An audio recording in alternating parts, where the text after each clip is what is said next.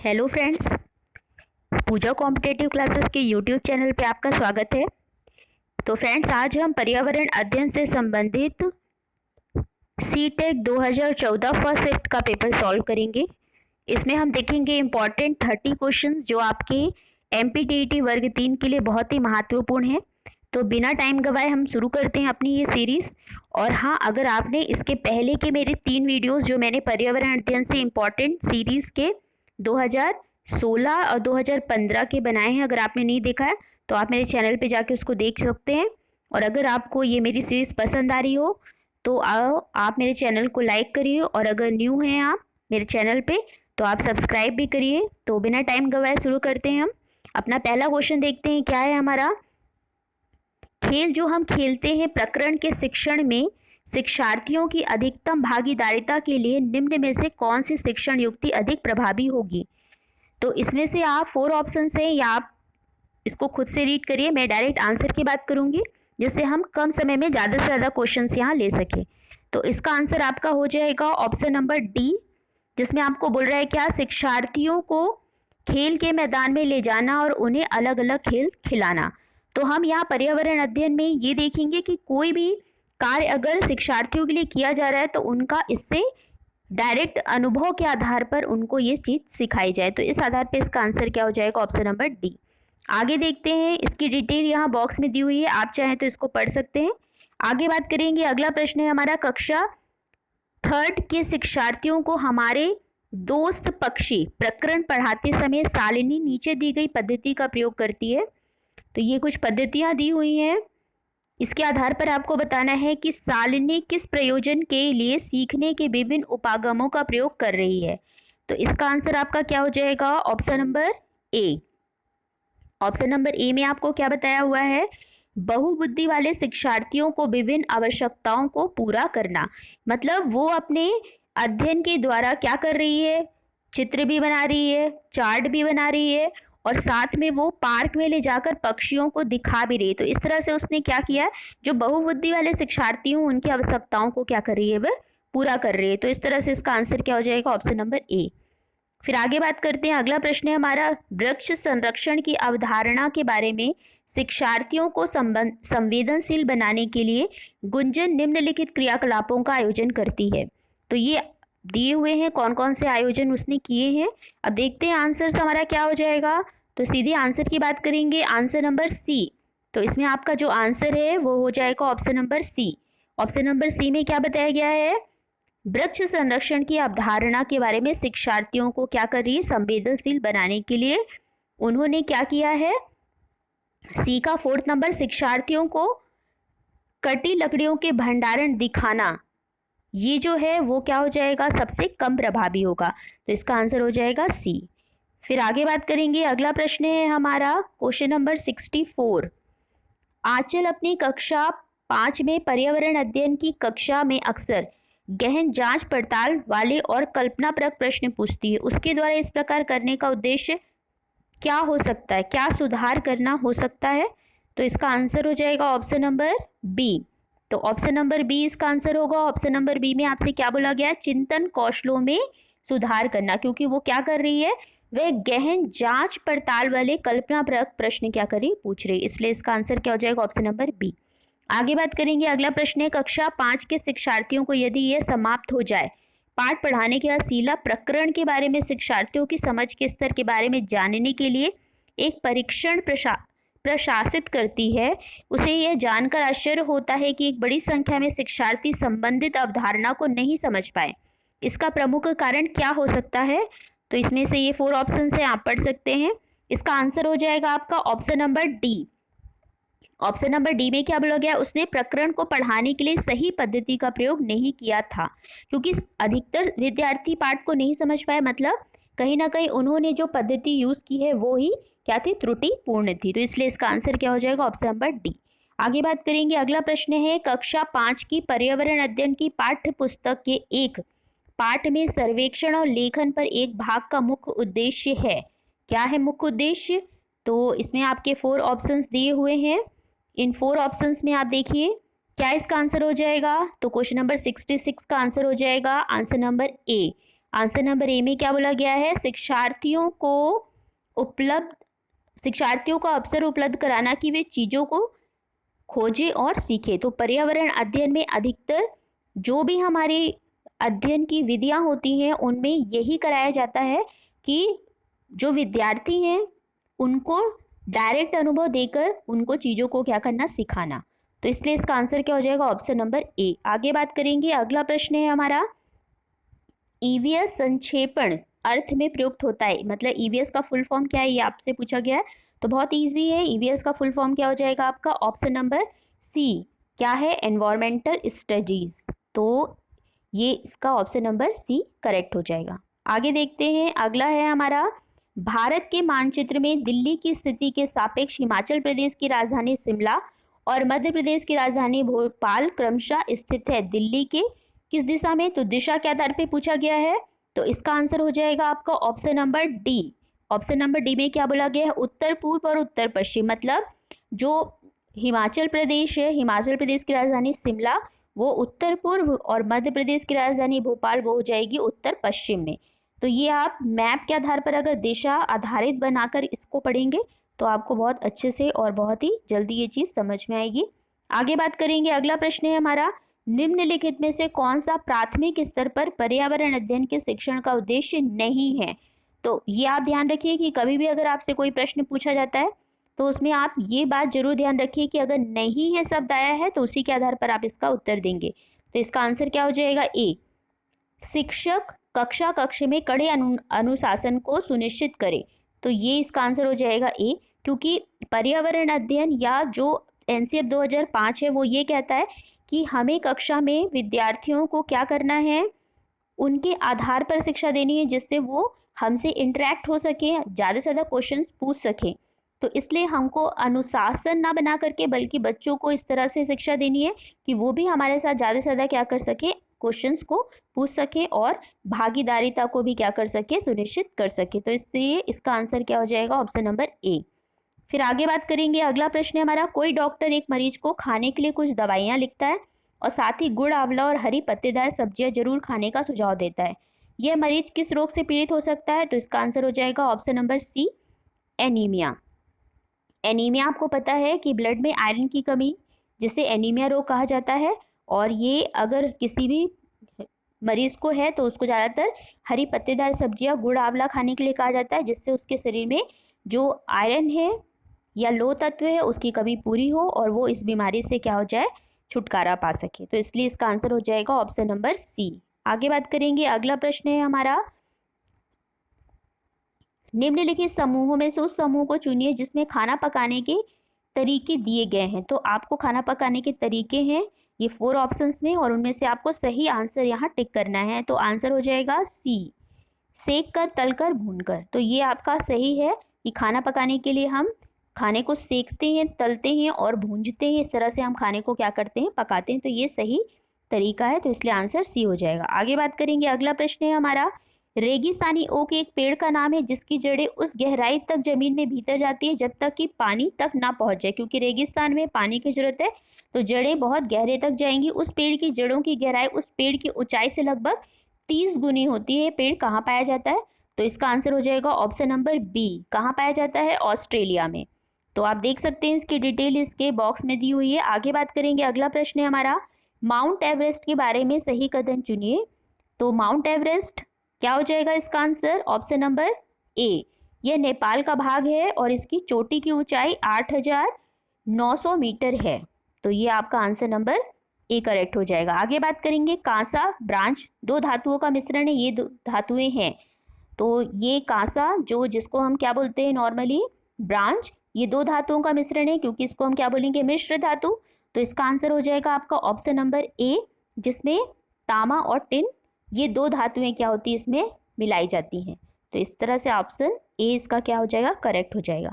आगे बात करेंगे, कुछ पक्षी हमारी तुलना में 4 गुनी अधिक दूरी तक देख सकते हैं। तो ये पक्षी कौन से हो जाएंगे, तो ये हो जाएंगे आपके ऑप्शन नंबर बी करेक्ट है, चील, बाज और गिद्ध। तो चील, बाज और गिद्ध जो है वो हमारी तुलना में 4 गुना अधिक दूरी तक देख सकते हैं। आगे बात करेंगे, अगला प्रश्न है हमारा, शालिनी कक्षा 5 के शिक्षार्थियों को पोषण पर आधारित प्रकरण से परिचित कराना चाहती है। उन्हें क्या करना चाहिए, शिक्षार्थियों से कहना चाहिए कि वे अपने अपने टिफिन बॉक्स खोलें और उसके तत्वों का अवलोकन करें और उसके बाद उन्हें व्याख्या करनी चाहिए। मतलब इस तरह से इसका आंसर क्या हो जाएगा, आंसर नंबर सी। तो आप याद रखिए कि कभी भी अगर आपको पर्यावरण अध्ययन से संबंधित जो आपकी पेडागॉजी है उससे रिलेटेड प्रश्न आता है तो हमेशा प्रत्यक्ष जो चीजें हैं जो बच्चों को दिखा करके हम शिक्षा दे रहे हैं उसके आधार पर ही आपको आंसर टिक करना है, क्योंकि बच्चे यहाँ वस्तुओं को क्या करेंगे, जब देखेंगे तभी बहुत अच्छे से उसको समझ पाएंगे। तो इस तरह से इसका आंसर सी हो जाएगा। आगे बात करेंगे, अगला प्रश्न है हमारा, जीव जंतुओं पर आधारित पाठ को पढ़ाने के बाद शीतल कक्षा चौथी के शिक्षार्थियों के लिए चिड़ियाघर के भ्रमण का आयोजन करती है। यह खालिस्तान में शिक्षार्थियों की मदद करेगा। तो किसमें मदद करेगा, तो इसका आंसर हो जाएगा आपका option number B. Option number B मतलब कक्षा कक्षीय अधिगम को वास्तविक जीवन की परिस्थितियों के साथ जोड़ना। तो वही मैंने आपको बताया कि प्रत्यक्ष अध्ययन मतलब ज्यादा अच्छे तरीके से जो वस्तुएं हैं उसका ज्ञान बच्चे ले सकते हैं। तो इस तरह से आपका आंसर क्या हो जाएगा, ऑप्शन नंबर बी। आगे बात करेंगे, अगला प्रश्न है, नीचे दिया गया है पैराग्राफ पढ़िए जिससे गांव के एक छात्र ने अपने घर के विषय में लिखा है। तो उसने यहाँ ये विशेषताएं बताई हुई हैं, इसके आधार पे आपको बताना है कि इसका आंसर क्या होगा। तो ये हो जाएगा आपका आंसर नंबर ए असम, क्योंकि उसने बोला है कि हमारे गांव में बहुत अधिक वर्षा होती है और इसलिए हमारे घर जो हैं वो जमीन से 10 से 12 फुट ऊंचाई पे बनाए जाते हैं और ये बांस के खंभों पर बनाए जाते हैं और ये घर हमेशा अंदर से लकड़ी के बने होते हैं। तो ये कहाँ का ये बारे में उसने बताया है, असम के बारे में। तो ये आंसर हो जाएगा ऑप्शन नंबर ए। आगे बात करेंगे, अगला प्रश्न है हमारा 79 है, निम्न में से कौन सा पर्यावरण की कक्षा में रूपात्मक आकलन का समुचित कार्य नहीं है। रूपात्मक आकलन का समुचित कार्य नहीं है, तो देख लेते हैं, ये है आपके ऑप्शंस, आप देख सकते हैं। इसमें आंसर हो जाएगा आपका option number C. Option number C में क्या बोला गया, जल प्रदूषण की हानियों के बारे में चर्चा करना।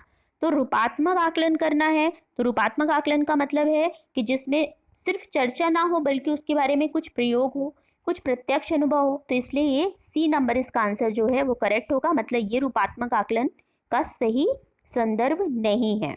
आगे बात करेंगे, अगला प्रश्न है, निम्नलिखित पक्षियों में से कौन काफी हद तक अपनी गर्दन को पीछे तक घुमा सकता है। तो कौन घुमा सकता है, तो इसका आंसर हो जाएगा ए उल्लू। उल्लू जो है वो अपनी गर्दन को 270 डिग्री तक पीछे घुमा सकता है। तो इसका आंसर हो जाएगा ए। तो आप ध्यान रखिए। आगे बात करेंगे, ब्रेल लिपि में मोटे कागज पर उभरे हुए बिंदु बने होते हैं। ये लिपि आधारित होती है कितने बिंदुओं पर आधारित होती है, तो ये आधारित होती है आपकी 6 बिंदुओं पर। तो ब्रेल, लुई ब्रेल थे जिन्होंने 1821 में इसका आविष्कार किया था। वो एक नेत्रहीन थे जो फ्रांसीसी थे। तो इनके बारे में डिटेल दिया हुआ है, ये भी आप यहाँ से पढ़ सकते हैं क्योंकि ये भी इंपॉर्टेंट है, एग्जाम में पूछा जा सकता है। आगे बात करेंगे, अगला प्रश्न है, हमारे देश के नीचे दिए गए किस भाग में खाने की चीजें जैसे टेपियोका और नारियल के लोग अपने घर के आंगन में उगाते हैं और उन्हें इनसे बने खाने का स्वाद बहुत अच्छा लगता है। तो नारियल के पेड़ के बारे में बात कर रहे हैं, टेपियोका भी है इसमें साथ में। तो इजी है क्वेश्चन, क्या हो जाएगा इसका आंसर, बी गोवा।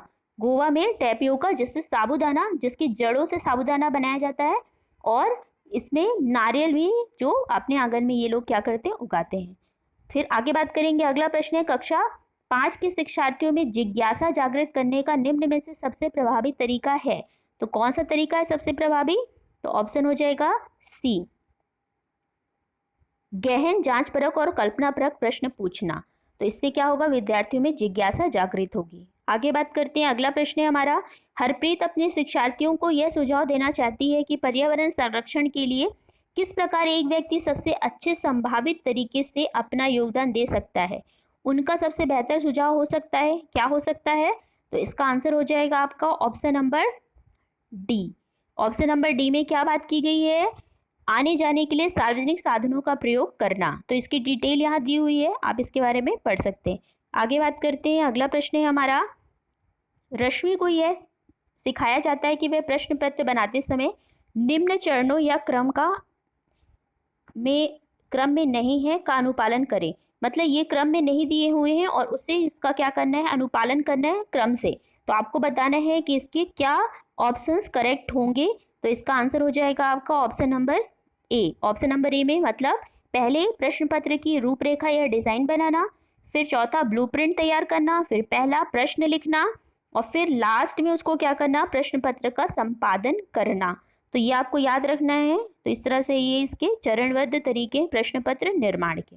आगे बात करेंगे, अगला प्रश्न है हाथियों के विषय में नीचे दिए गए कौन सा कथन सही है। तो आपको बताना है कि कौन सा कथन सही है। ये 4 ऑप्शंस में से एक ही इसमें सही होगा। तो ये हो जाएगा आपका पहला, 3 महीने के हाथी के बच्चे का भार सामान्यतः लगभग 2 क्विंटल होता है। तो ये आपका आंसर सही हो जाएगा। बाकी इसके ऑप्शंस जो हैं वो क्या हैं, गलत हैं। तो आप देख सकते हैं इसकी डिटेल। आगे बात करेंगे, अगला प्रश्न है हमारा, यदि 1 महीने के लिए बिजली ना हो तो हमारा जीवन किस प्रकार प्रभावित होगा।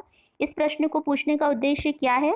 तो क्या हो जाएगा इस प्रश्न को पूछने का उद्देश्य, शिक्षार्थियों के कल्पनापरक और चिंतापरक कौशलों का क्या करना, विकास करना। मतलब आंसर नंबर बी, क्योंकि उन्होंने क्या पूछा है कि अगर बिजली ना हो तो क्या होगा। तो इससे बच्चों में क्या होगी, कल्पना शक्ति का विकास होगा। तो इसका आंसर हो जाएगा बी।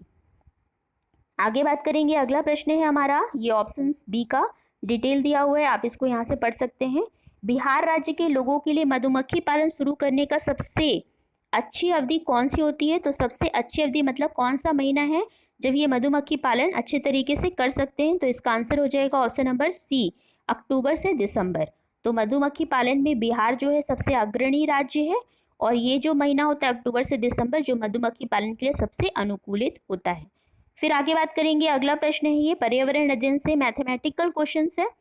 कोई रेलगाड़ी गांधीधाम से 16 जुलाई 2014 को प्रातः 5:15 बजे रेलवे स्टेशन छोड़कर 18 जुलाई 2014 को प्रातः 4:45 बजे नागरकोइल स्टेशन पहुंचती है। रेलगाड़ी द्वारा चली गई दूरी 2649 किलोमीटर है। इस रेलगाड़ी की औसत चाल किलोमीटर प्रति घंटा में ज्ञात करनी है। तो बहुत ही आसान है।